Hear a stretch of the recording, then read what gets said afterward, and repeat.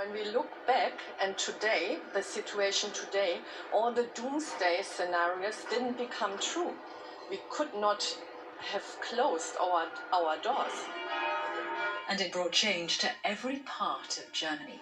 In Abendsberg, a conservative Bavarian town, they had to accommodate and integrate around 200 refugees. I still think it was a bit much for someone to sit in Berlin and say we could manage, knowing full well it was up to each and every local mayor to have to manage. If other EU countries had shared this burden, we wouldn't have had this level of political tension. If I could turn back time, I would ask much more of Europe.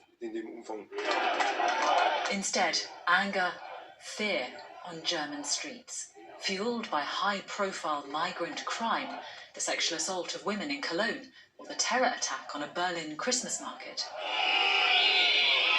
As Angela Merkel battled a backlash, the far-right flourished. It's now an established part of German politics. But during that time, Mohammed, who arrived in 2015, built a new life in Abendsberg.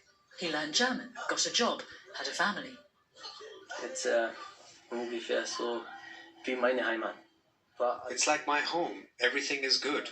We have residency like normal people. We have work.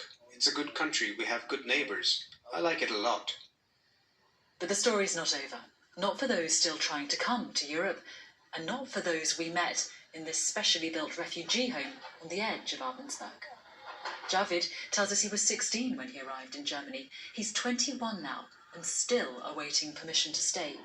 I don't want to leave, he tells us in German. My future is here.